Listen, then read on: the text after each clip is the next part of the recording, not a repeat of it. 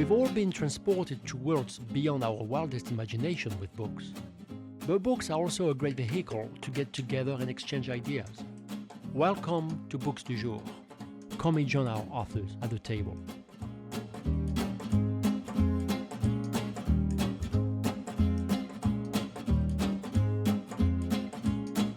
Welcome back to Books du Jour. We're still at Fest, and now I have a guest I've been wanting to meet for many, many years, and he's right in front of me today.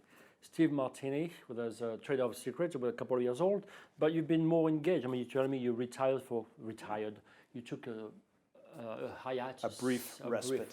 Yes. For a couple of years, but you've been contributing to Face Off. Yes. And you're facing off Linda Furstein. That's right. And I think you're probably the only man who had to face a woman. That's, I think, right. That's right. So because Yes. MJ Rose is a gardener. So Yes. what was it like to have to write against a woman? It was actually interesting, especially Linda, because she does litigation in that field, basically sex crimes involving women victims. So it was interesting. So it's a legal against legal. That's right. That's probably why you were paired.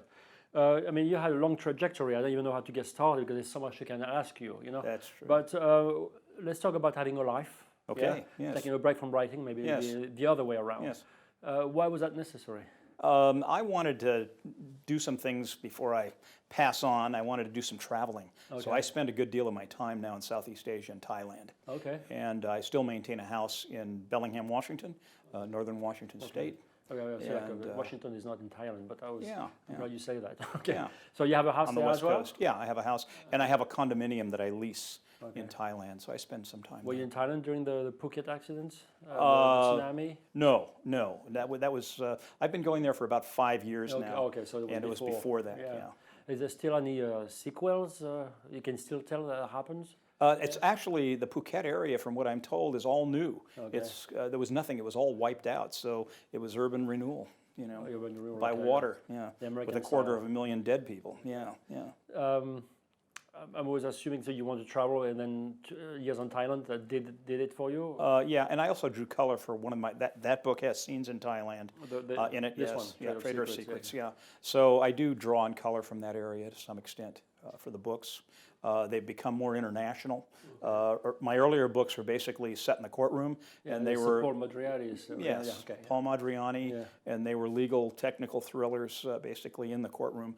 The last 4 books have basically moved him outside the courtroom to some extent, and the last 3 were a trilogy where he was largely out of the courtroom, basically running for his life. Do you think they were transitional reflection of your inner life, wanting to travel? Yeah, I think so. Out of this little I think so. close circle. It's a second childhood. It's a child.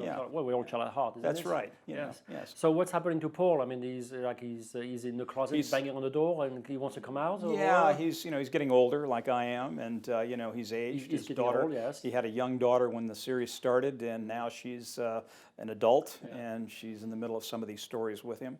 I have a daughter that age, so you draw on your own life experiences. Absolutely. Yeah. It's hard to separate. And you try and go from there. And I've got the workings of the next book are already. I've got contracts for 2 more books, and I'm in the process now of writing the first of those 2. Yeah. We're talking about Paul, and then you talk about aging and Yes. you wanted second childhood. What's the risk? I mean, is there a risk for you to make him older?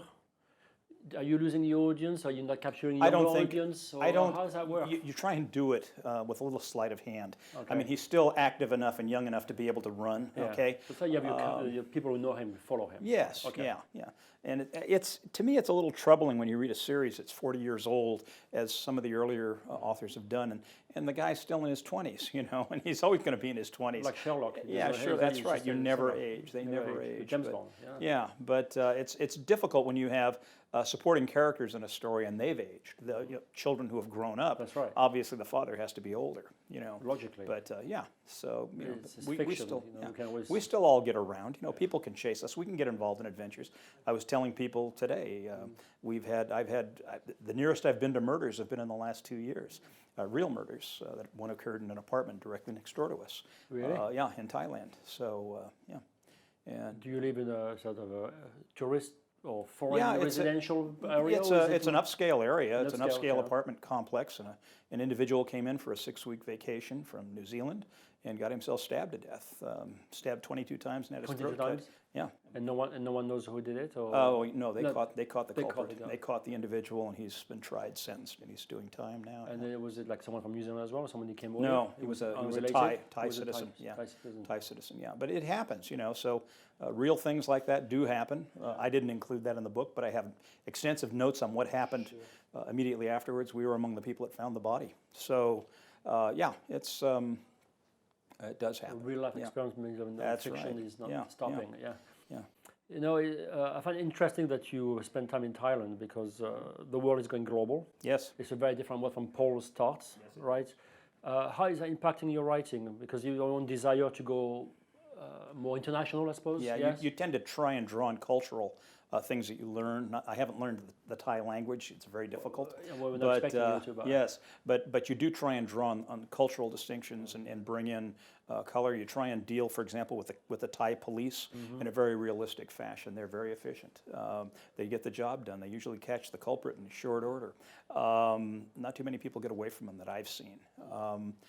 In fact, I've drawn several storylines from my experiences in Thailand over the last couple of years. And things right out of the news in some cases. You know, you tend to clip things from events that occur. They catch an arms dealer in Thailand and they ship him someplace. He ends up in the United States. You tend to pick up on that, and you build it, you wrap it into a story and fictionalize it a bit. But is the legal system as rigid as in the States, or is no, it very, very loose? It's different. I don't want to say it's more lax. Okay. It's just different. Okay. And for example, one of the things that they did, The procedural. yes, Yeah. Okay. that we would never do is they reenacted the crime in front of cameras. So we went next door into the apartment that was 6 feet away through a common wall, and we saw the police basically bring the suspect in and have him reenact the crime. Which he did, as well. right in front of the cameras. Yeah. And so they put a policeman on the bed, they put the culprit on top of him, gave him a paper dagger, and said, "Show us how you thrust the knife into the man." And he did it. And so they reenacted it for film. We could never do that in the United States. Basically, you'd run afoul of half a dozen different constitutional provisions. That's right, yeah. The next story, so it's going to be obviously maybe a standalone book, or No, well, yeah, it'll probably be a series book. It's I'm contracted for two more Paul Madriani stories. Oh, they will be Paul. Yeah, they will. Yeah, they will be Paul Madriani stories, and but they'll be more international in flavor with some courtroom scenes that basically propel the action forward. Yeah. So after so many books, what keeps you interested these days? What just you feel like you want? Oh, I have to write about that. I still like to write, and I still like to dabble in certain areas. This next book is going to deal more with politics in the political world in the U.S. Okay. Yeah, okay. And what's happening in political life. It's when you get older. Why politics? Because it's so toxic to some extent. It is. It's also wonderful for commentary. Okay. It's one of the things that is most important in all of our lives. Yeah, but you look at the Supreme Court of Justice, what's happening with the Roberts School. I mean, you could be talking about that. Well, sure. You can also be talking about what's happening with the NSA and what's happening sure. with people's telephone privacy and their email privacy. All of those things are fodder for the mill in the next book. Yeah. So it deals with political corruption. It deals with what drives politics, which is largely money, and all of those. The darker side of the political realm is what the next. I mean, book you have a life long enough to have a good grasp and scope of American life. Do you feel like the life today is more toxic than before, or is just a variation on the theme? You know, I think I tended to become more pessimistic and cynical as I got older. Really? But I've also tempered that to some extent by the understanding that it's because I'm older and I've seen more, number one, and you're closer to the end of life than you are the beginning. I would be much more optimistic, I think, if I were 20. Yeah. I think the young people will deal with the world as it's developing and evolving. They've got to make their own rules, and they've got to make their own economy and make sure it works for them. They're inheriting the world. We'll be leaving it shortly. So, you speak foreign language? Italian? No, I wish I did. A smattering of Spanish, but that's about it. Well, you had an interesting life because you were practicing law for a long time before you started writing. What was a moment where there was a crack and you felt like I have to become a writer, or actually write a novel? I'd been a journalist before I was a lawyer. Okay. So I worked for a newspaper for about 10 years. And in some ways, that was the best job I had ever had. I Good loved training? it. I loved it, yeah. I loved the daily deadlines. I loved doing daily stories. I loved getting out of the office and covering news and then sitting down and trying to recollect what happened and put it down in some organized fashion. I did that for a decade before I went to law school and then started practicing, and I always wanted to go back to it, and the only way I could do it basically was on my own time, writing fiction. Yeah. So, but the fictional mind and the journalistic mind are very different minds. One is are. processing the information, the other one creates it, right?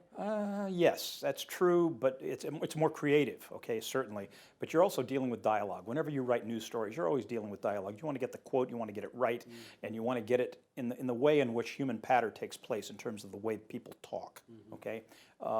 That's a very, that aspect of journalism is very much akin to fiction writing. Yeah. So, and you develop an ear for what you write.